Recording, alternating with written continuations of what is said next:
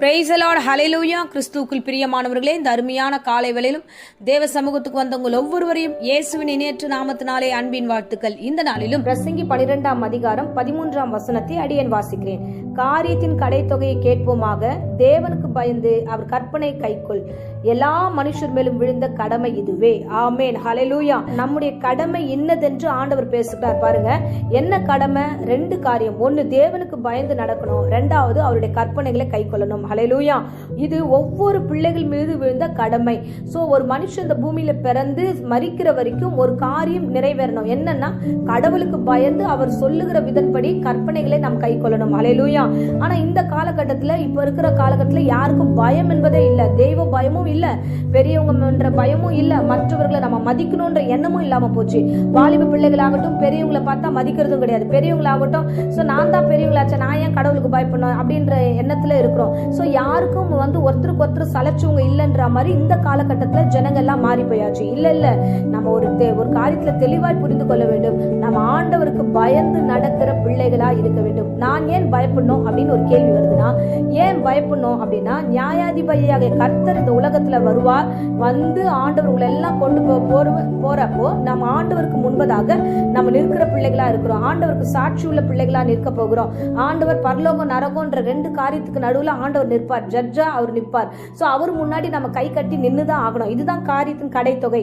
கடைசியில நீ எங்க வந்துதான் நிக்கணும்? கடவுளுக்கு முன்னாடி வந்து நின்னுதான் ஆகணும். பாருங்க, அதுக்குதான் 14வது வசனத்துல வசனம் சொல்லுகிறது, ஒவ்வொரு கிரியையும் அந்தரங்கமான ஒவ்வொரு காரியமும் நன்மையானாலும் சரி தீமையானாலும் தேவன் நியாயத்திலே கொண்டு வருவார். ஆமேன், ஹல்லேலூயா. நீங்க ஏன் பயப்படணும்னா, நீங்க நல்லது செஞ்சாலும் ஆண்டவர் கொண்டு வந்து நிக்கணும். சோ நீங்க கெட்டது செஞ்சாலும் நீ தேவ சமூகத்துல வந்து நின்னுதான் ஆகணும். தேவன் நியாயம் விசாரிப்பார். ஆமேன். ஆகையால நீங்கள் எல்லா பயத்தோடு பயந்துதான் ஆகணும். சோ நன்மை செய்யும் பொழுது உங்களுக்கு ஏற்ற புகழ்ச்சியும் உங்களுக்கு ஏற்ற கிரீடமும் உண்டு. அதே தீமை செய்தவர்களா இருந்தா அதற்கான தண்டனையும் உண்டு என்பதை கர்த்தர் உங்களுக்கு வெளிப்படுத்துகிறார். ஹல்லேலூயா. அன்பு பிள்ளைகளே, தேவ பிரசங்கத்துக்கு கேட்க வந்திருக்கிறவர்களே, தேவனுடைய பிரசன்னத்துக்குள்ளாய் கடந்தவர்களே, ஒன்றை தெளிவாய் புரிந்து கொள்ளுங்க.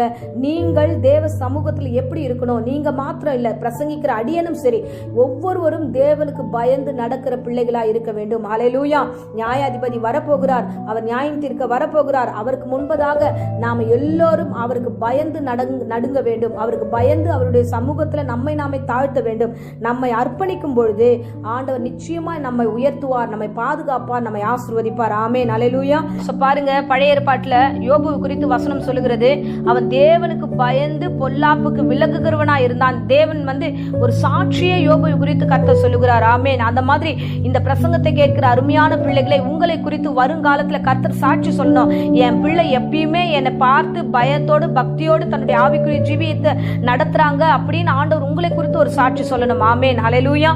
சோ தேவன் தாமே உங்களை ஆசீர்வதிக்கணும்னா, நீங்கள் சகல விதத்திலும் பயபக்தி உள்ள பிள்ளைகளா இருக்க வேண்டும். யோபு சகல விதத்திலும் தேவனுக்கு பயந்து நடந்தபடினால இரட்டத்தனையாய் ஆசீர்வதிக்கப்பட்டான் என்று வேதம் சொல்லுகிறது. உங்களை கர்த்தர் ஆசீர்வதிக்கணும்னா, தேவ பிரசன்னம் உங்களோடு கூட இருக்கணும்னா, நிச்சயமாய் அவருக்கு பயந்து நடுங்குகிற பிள்ளைகளா இருக்க வேண்டும். நன்மையும் தீமையும் ஆண்டவர் நியாயத்துல கொண்டு வருவார் என்ற ஞாபகத்துல நீங்கள் சகல விதத்திலும் கீழ்ப்படிதலோடு நடந்து கொள்ளுங்க. கர்த்தர் உங்களை ஆசீர்வதித்து நடத்துவார். ஆமென். இப்பொழுதும் அடியேன் உங்களுக்காக ஜெபிக்கிறேன். அன்பு ரட்சகா, இந்த அருமையான வேளையில அன்பு பிள்ளைகளுக்காக ஜெபிக்கிற ராஜா, ஆண்டவரே, இந்த வேளையிலும் அப்பா பயத்தோடு பக்தியோடு உமக்கு கீழ்ப்படிந்து நடக்கக்கூடிய கிருபைகளை கட்டளையிடுவீராக. பயப்படக்கூடாதபடிக்கு எல்லா விதமான நிர்விசாரத்தின் ஆவிகளையும் தேவையற்ற பிசாசுடைய தந்திரங்களையும் இயேசுவின் நாமத்திலே சபித்து கட்டுகிறேன்.